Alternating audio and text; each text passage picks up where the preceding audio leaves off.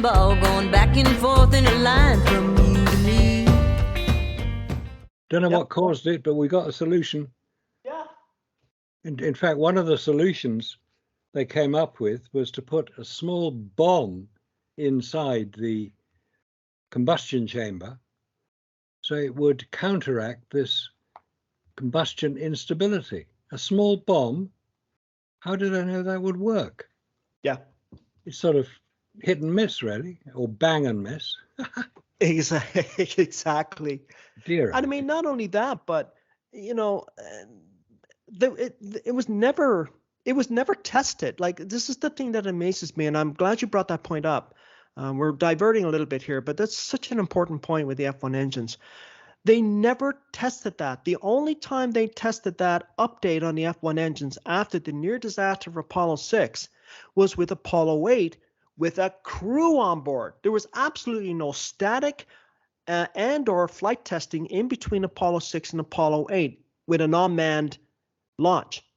And to this day, the proponents, they go through great lengths to try to explain that. But you see, there's a big difference here between what happened with the technology when it comes to F1 engines and the photographic and film record. The photographic and film record always seems to have a counter argument. Like that the proponents will go back and say, well, no, that shadow's normal for this and that, where you will come back and say, no, with your expertise, along with David Percy and other people, you're pretty good at countering that.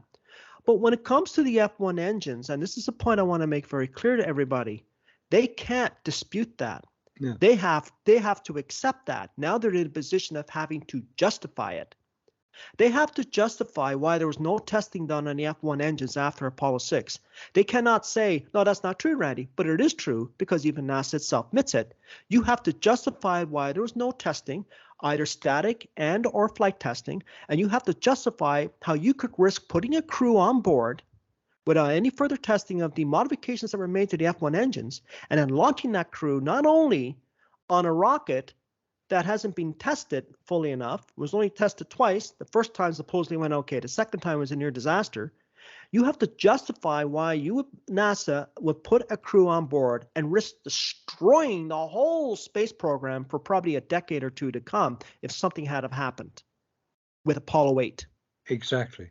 But one could well say that Apollo 8 was a political launch. Yeah. Because if it was the received wisdom at NASA after Zond 5, where they had transmitted voices of cosmonauts as if they were observing the moon from close up, America could not possibly allow the Soviet Union to succeed in getting humans onto the lunar surface, which is what NASA were trying to do. So NASA had to be seen to do something about it. Now, it's very interesting. If you look at the personnel involved around that time, the launch of Apollo 8, which was December 1968, who resigned from NASA in 1968? Was that the... Go ahead. Somebody who is very well respected at NASA because they've named their telescope after him, the James Webb Space Telescope. Yes. James Webb was the administrator of NASA for 7 years, went through the whole Apollo development program. At the time of the launch of Apollo 8, James Webb was at a conference in Vienna, and his deputy agreed that the launch could happen. Yes. James Webb is described quite vividly. If somebody could be killed over a telephone, James Webb's reaction to the launch of Apollo 8 would result in numerous casualties. Yeah. Because he was absolutely furious that it had been launched. We don't know why he was so furious. Maybe because it hadn't been tested. As you say, there had been no testing done of the Saturn V rocket, let alone with people on board, between the launch of Apollo 6, which was a near disaster. We then had Apollo 7, which was Earth orbit only, launched by the Saturn I rocket, which is a much smaller rocket, only into low Earth orbit. Yes. followed in December 1968 by the launch of Apollo 8 into lunar orbit. I mean, come on, guys, you expect us to believe this, but you provide no evidence at all that what you did was real. It was all publicity. It was all promotion. It was all propaganda, because America had to be seen to beat the Soviet Union to the moon. What better way to be seen to do it than to appear on television doing it? Just to interrupt you for a sec, Marcus, I have a big storm that's now hitting us outside. So I'm not sure how the intensity of it's gotten really dark, and it's only 2 p.m. my time over here. So if we get disrupted, we'll try to continue a few minutes later. We'll try to reconnect. So just for the viewers out there, we get disconnected. Back to your point is a very excellent point regarding and this is the thing that really amazes me with the proponents. I'm not saying, and I've never said, and I've used the comparison of static testing and flight testing when it comes to aviation. Yeah. And I've made that point. Now, I'm not saying that they should do a comparable amount of testing when it comes to the Saturn V, or when it came to the Saturn V rocket, only for the fact that we're talking enormous expenditures. But they didn't even match their own testing standards, rather, when it came to the Saturn 1B rocket, which, as you said earlier, is a much smaller, less powerful rocket. They actually did several unmanned launches of that to get to get it right, to make sure the engines are working properly. They didn't even match that with the Saturn V, and that's what really, really is baffling to a lot of people, is that they didn't even meet their own standards that they had set themselves. No, it's a good point. It's a good point. It's a point that a lot more people are picking up on. Now there's more interest in the whole Apollo program, given that the Artemis program is ongoing. Yeah. We've had one launch of the Artemis rocket, which looks like a version of the space shuttle. Yeah. Big central fuel tank with 2 solid fuel boosters either side. Looks okay. It's a bit bigger than the space shuttle, but it seemed. But the space shuttle was developed in 1981. That was when it first launched. That's right. They didn't use anything from Apollo. They didn't use any of the Saturn rockets. Didn't use the F1 engines. I think they've used the H1 engine, which was in the second stage. But the H1 engines, which rocket are you talking about? The has the H1 engine been used for any recent rockets? As far as I know, and I haven't looked into that in great detail, but as far as I know, the H1 engines were used, as far as I know, and correct me if I'm wrong, anybody out there, leave some comments. I believe it was used only on the Saturn 1B. Yeah, if I'm not mistaken. And of course, the J2 engines were used in the second stage of the Saturn V, and then the third stage, right? Yeah, that's right. So if I'm not mistaken, but there's a point that you touched on, Marcus, and I want to kind of reiterate this point. Is you mentioned the space shuttle going back. Now, that development of the space shuttle and the engine actually started back in the early 70s, but it's actually based on technology that goes back a decade before that. It's basically a variation of technology that was already produced in the 60s. So we're talking over 5 decades of technology when it comes to the Artemis. They're still using that technology, and they still have problems with that and getting that off the launch pad. Yeah. Well, the one time they got it off the launch pad, it managed to almost destroy the launch pad. Yeah. Same way that Elon Musk almost destroyed his launch pad. Yes. When he launched his rocket. But the interesting thing is that there's been no development of rocket engines, because for many years NASA used Soviet or Russian-made RD-180 engines. Yes. That's what launched most of their rockets up until quite recently, because they were so reliable. And they were buying them 50 at a time. Russian rocket engines. They were used on the Titan missile. They were used on the Atlas missile. So you've got the Soviet Union, as it was then, now the Russian Federation, was able to develop very powerful and reliable, that's the key point, the reliability of them, rocket engines. So what were NASA playing at? Yeah, and the other thing too, and it just came to mind when you were talking about that, is that when we're talking about the F1 engines and the combustion instability problems that they were having, specifically brought on by, it appears, the cooling system, the methods of cooling that they were using at the time. They no longer use that. They're now using a Soviet-style cooling system in their engines. And the question arises, and you've raised this question yourself, Marcus, and I have not heard anyone come up with a reasonable answer. Why, if it works so well, that cooling system, why are we not using that in other rockets? And why are we not using the F1 engines for Artemis? That since the F1 engines work so well, right? Okay. Yeah, well, it's yet another of those logical questions that sensible people will ask, and non-sensible people will try to diffuse the question by pointing you in directions which have nothing to do with the answer. Yeah. If the Saturn V rocket with the F1 engines was so successful that it launched, what was it, 13 times, I think it was altogether. Yeah. Which it includes Skylab and the Apollo Soyuz link-up.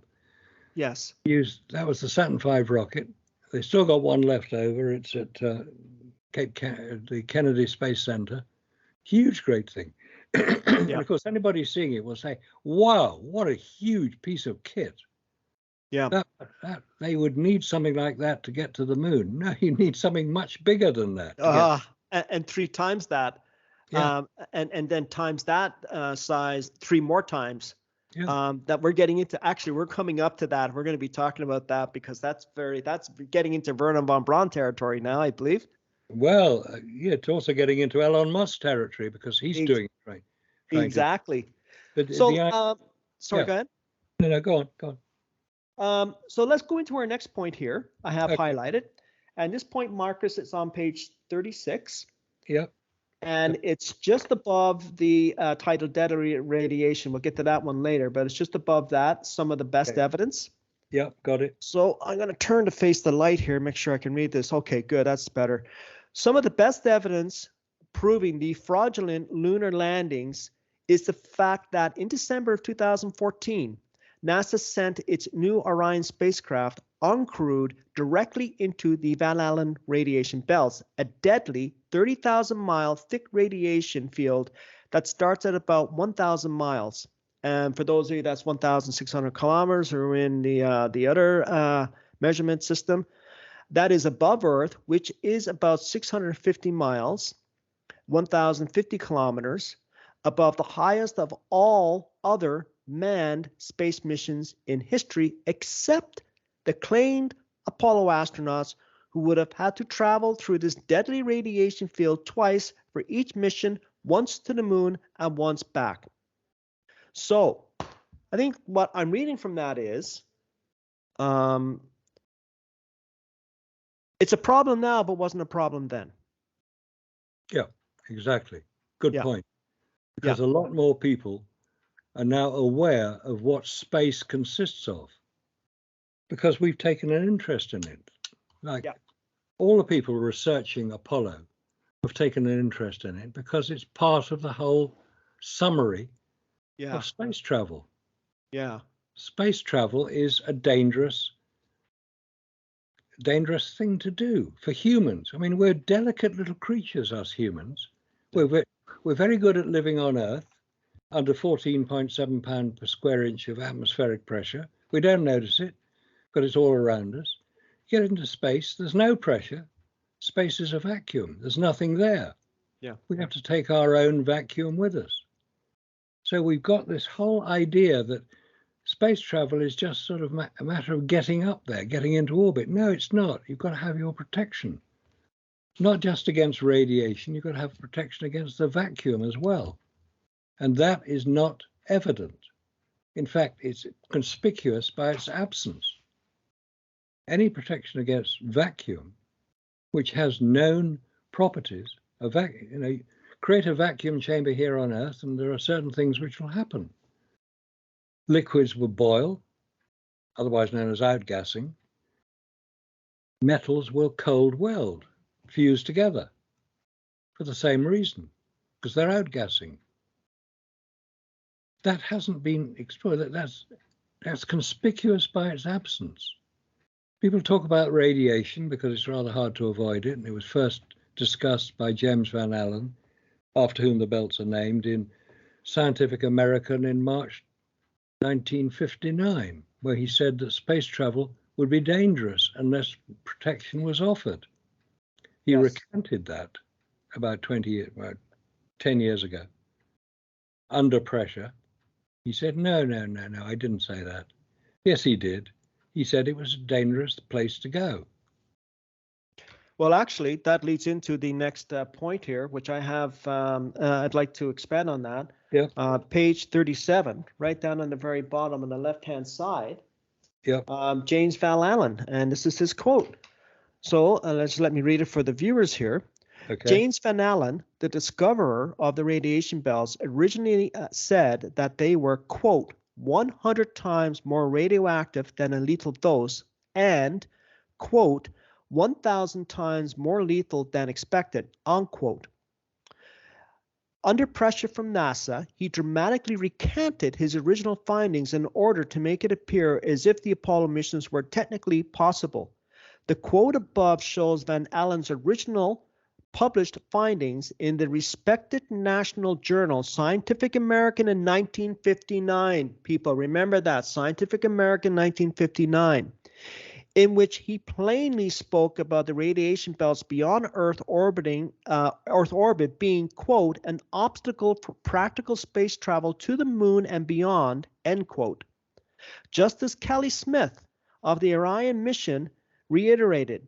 Van Allen himself said this immediately after NASA sent probes with Geiger counters into radiation belts. And this is a direct quote, as they did again in 2014. And this is again a direct quote from Van Allen himself. Quote, our measurements show that the maximum radiation level as of 1958 is equivalent to between 10 and 100 roentgens per hour, depending on the still undetermined proportion of protons to electrons. Since a human being being exposed for 2 days to even 10 roentgens would have only an even chance of survival, the radiation belts obviously present an obstacle to spaceflight, end quote. And that was from 1958 from James Van Allen himself. I don't know how any more clear you can be about this. No, it's very clear. That putting the Geiger counter, it was put on to Explorer 1. That was the first American space mission launched. And they had the Geiger counters on board, and the Geiger counters recorded high levels of radiation. And then they were blown out because they didn't set them high enough. So they had to send another one up on Explorer 4. And that was when they determined that there were 2 belts. So James Van Allen was quite correct, because the level of radiation. Now, at this point, somebody might say, well, you've got satellites up there at the moment. Yes, you have. Unmanned satellites do fly through those belts into orbit. Geosynchronous orbit is about 20-odd thousand miles out. But satellites are not humans. No. And they can be protected against radiation. In the same way that when you're going to have your tooth x-rayed, you're given a lead apron to wear. Lead is a very good protection against radiation because it's a very dense material. But none of that is known to exist on any of the Apollo spacecraft. So how were the astronauts, the Apollo astronauts, protected against radiation? It's a question I put to the manufacturers of the spacesuits, who company were making the spacesuits for the Apollo astronauts. I said, what radiation protection are you building into these spacesuits? And could these same spacesuits be used technicians to go into Chernobyl, 3 Mile Island, and now Fukushima, and clear up the mess? And they said, you should direct your question to NASA. We only constructed the spacesuits based on their specification. I'm still waiting for the reply from NASA because I don't think they can give me one. Because there isn't. How long was that? Oh, about 20 years ago. Oh my goodness. Now, if NASA knew how to protect astronauts, not equipment, not unmanned satellites, that can easily be protected. But humans, us delicate little creatures, how are we to be protected against radiation in space? That's the question. And unless NASA come up with a decent, convincing answer, one has to say that they didn't offer protection. Yeah. And that the Apollo astronauts only went into low Earth orbit because they couldn't go any further. Right. Marcus, doesn't that just raise a very interesting point here? I was thinking of, when you were talking here, came into my mind. I'm always thinking when you're talking. Came into my mind ingredients. You have this ability to make me think. I was thinking of ingredients when you're talking about protection. I'll get to what I mean by ingredients in a second. If NASA prides itself on being able to protect its astronauts from intense radiation through the Van Allen belts, not to mention the other elements outside of that, between that and the moon. So you have cosmic radiation, you have solar radiation, you have the coronal mass ejections, so solar flares of any kind. And we didn't even get into all the other elements of danger. We'll leave it right now with radiation. You would think that NASA would be highlighting and boasting about its ability to protect astronauts from this really harmful radiation, besides telling us, well, we went through the radiation belts in 10 or 15 minutes. It's really fast, so it's not a problem. That's what you get from NASA. That's their reasoning. But it took like 3 days to get from there to the moon. So what about all the other elements? That argument falls apart when you talk about getting through the Van Allen belts. So it kind of made me thought of the last 3 years is that, a certain company who came out with a certain solution to the certain virus out there said, oh, we've got the solution. Take this, but we're not going to tell you the ingredients, right? We're not going to tell you the ingredients of the substance we developed. And it's the same with NASA. We're not going to tell you how we protected the astronauts. Just take our word for it. We protected the astronauts. But isn't that always the government's response to anything? When they come out with something and tell you it's good, you're not allowed to know the details. You're not allowed to know the ingredients. No, it's commercial. You're not allowed to know this. Yeah. I mean, it's incredible that proponents themselves either refuse to see this, don't see it, refuse to see it, or know it, and are trying to argue a point. They're defending a client. That's what a lawyer does. Yeah. Whether they're guilty or not, they're defending their client, and that's what the proponents are doing. They're defending their client. Good point. Yeah. Right. Okay. Can we? Did you want to add anything to that before we lead into the next point? Yeah, I was just going to go off on a slight tangent. Go ahead. I did. Your turn. Okay. And say, how many people are fully aware of Operation Mockingbird? It's a real thing created by the CIA, clowns in America, following the Kennedy assassination to ensure that the press at the time, the printed news and the television news, followed the narrative that had been created by the Warren Commission report. I know it's the subject of a new book you're going to be producing quite soon, but it applies to Apollo as well, because Operation Mockingbird basically meant the installation within newsrooms, both TV and film, TV and print, of CIA operatives who would maintain the narrative that had been put out. They would ensure that the editors worked properly. Henry Luce of Time Life magazine was a prominent feature in that. So Operation Mockingbird is the area that controls people who claim that some things are conspiracy theories. Conspiracy theories have a habit of being right, not the unevidenced information that they claim it is. It's not unevidenced. Conspiracy theories will only work if there is evidence to support them. Oh, I know there are a few weird ones, but the basic stuff, if it's a conspiracy theory to say that no human has landed on the moon, prove they did. And that will destroy the conspiracy theory. But they can't do that. There isn't evidence to show that humans have landed on the moon. So we've got this ridiculous situation now where there's two factions, those who claim to be following the narrative that humans landed on the moon, and those who say, well, prove it, guys. You know, you say that humans landed on the moon, let's see the evidence for it. And they'll say, oh, there's plenty of evidence. We've got photographs of them on the moon. No, you haven't.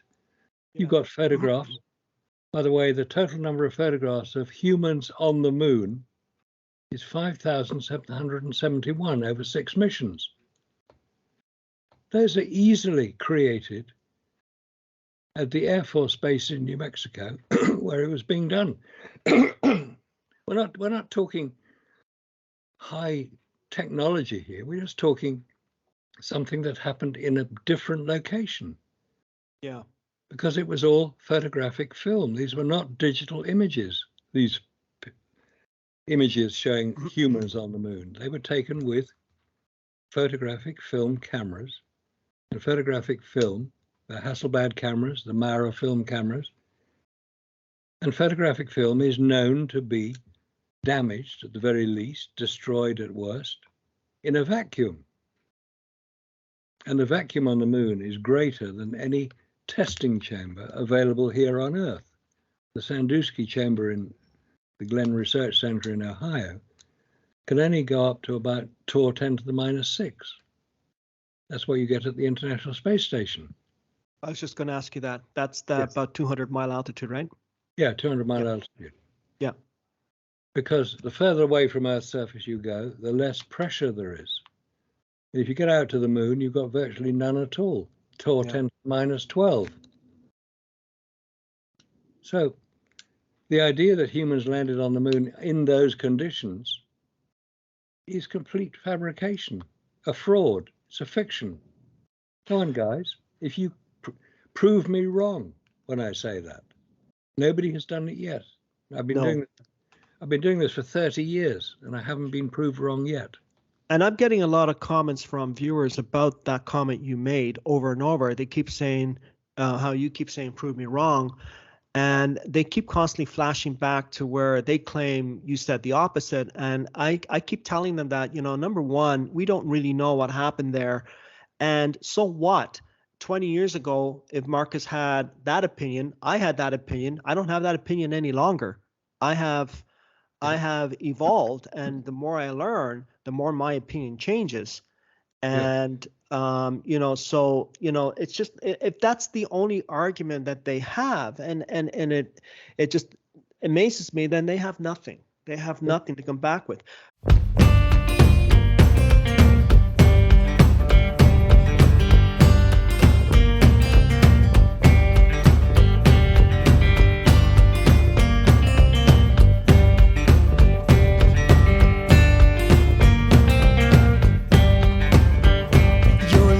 Like a wrecking ball going back and forth in a line from you.